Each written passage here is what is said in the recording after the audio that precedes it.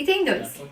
Citar as principais maravilhas da antiguidade e escrever um texto resumido sobre uma das principais civilizações da antiguidade. Então, primeiro eu vou falar das 7 maravilhas do mundo antigo. A estátua de Zeus em Olímpia foi construída no século V e conta-se que ela levou cerca de 8 anos para ser concluída e tinha 15 metros de altura. Também dizem que ela foi levada para Constantinopla no século II, onde foi destruída por um terremoto ou por um incêndio, variando da fonte.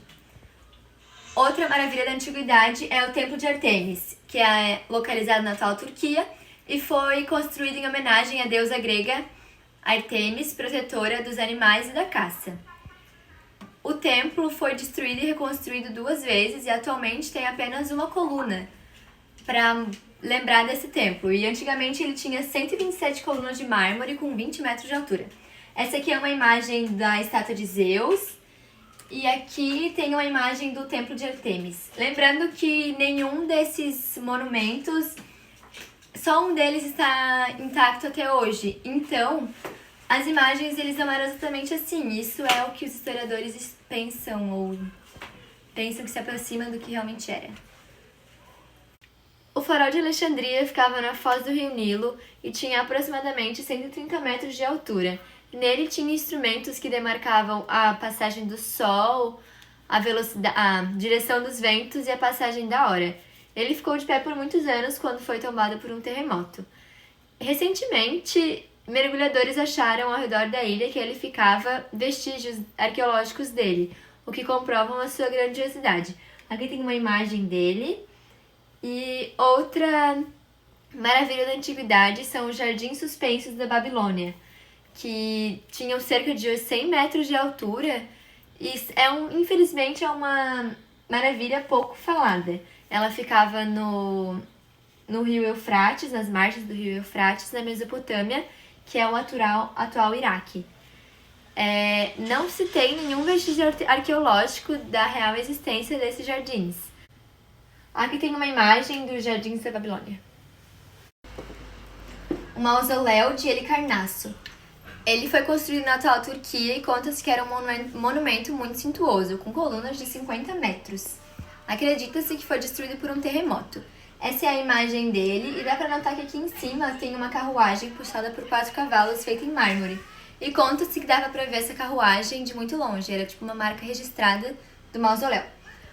Outra maravilha da antiguidade, a minha favorita, é o Colosso de Rhodes, que era uma gigantesca estátua de deus Hélio, colocada na entrada de uma ilha. Foi finalizado em 280 a.C. e tinha cerca de 8 metros de altura. Conta-se que essa estátua ficou de pé por cerca de 55 anos, quando foi derrubada por um terremoto. E ela ficava no fundo da baía, então muitas pessoas iam lá só para ver a estátua tombada. Muitos anos depois, ela foi vendida aos árabes como sucata.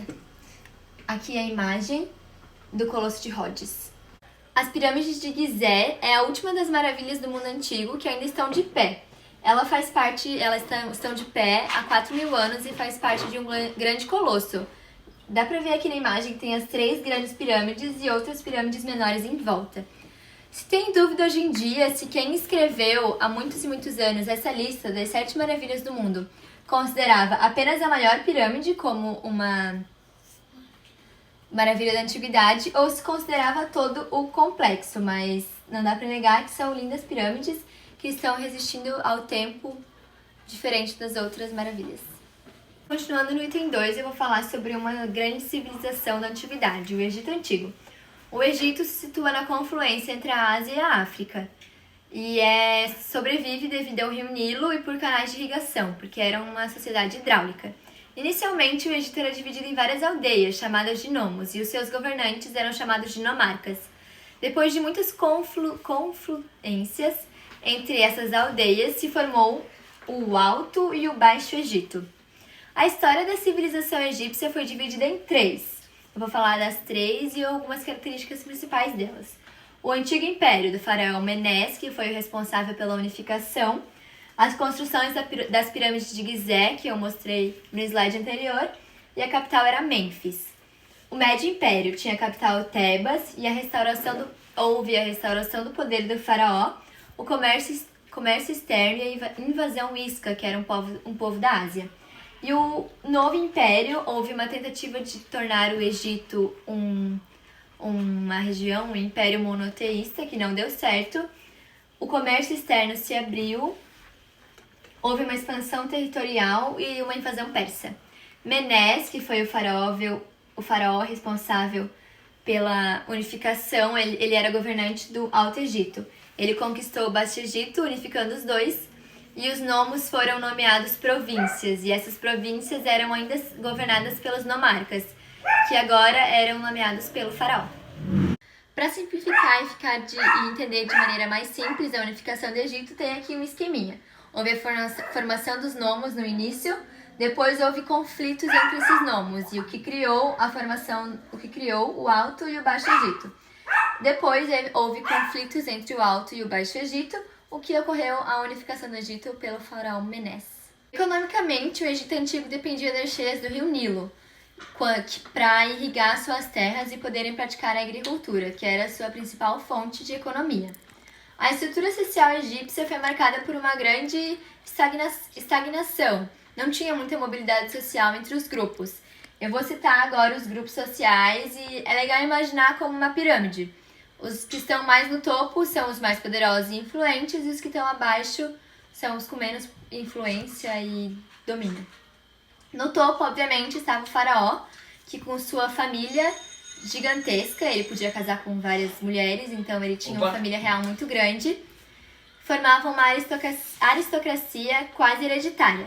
Abaixo deles vinham os funcionários públicos, que eram grande parte integrante da burocracia. Depois tínhamos os sacerdotes, que tinham muitas e muitas funções. A que mais se destaca é a manutenção de templos e escolas. Depois tínhamos os soldados, que eram muito respeitados e fonte de muito prestígio social. Abaixo deles vinham os escribas, que eram escrivãs, que passavam anos se dedicando à aprendizagem da escrita egípcia e eram responsáveis pelo controle de tributos, organizações de leis e decretos e fiscalização das atividades comerciais. Abaixo deles nós víamos os comerciantes, que era através deles que muitas mercadorias de fora do Egito entravam no Egito. Abaixo tínhamos os artesãos, que produziam armas, cestas, vasos, tecidos e até barcos. Depois vinham os artistas, que eram escultores, joalheiros, pintores, atendiam a classe dominante e muitos deles faziam cosméticos. Os felás eram a mão de obra predominante do Egito e os escravos, que vinham de guerras de conquistas. Eles trabalhavam nas pedreiras, nas minas, como escravos domésticos e nas terras reais. Diferente da escravidão que nós conhecemos no Brasil, por exemplo, a escravidão no Egito era um pouco diferente, pois os escravos possuíam alguns direitos.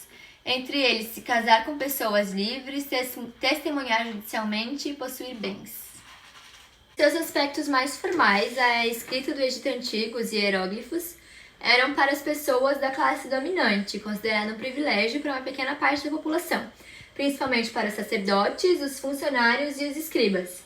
Foi na escrita que os egípcios deixaram o seu maior legado, que foi descoberta e traduzida apenas com a invasão napoleônica no Egito. Aqui está um exemplo de uma pedra, uma das principais, traduzida por um francês.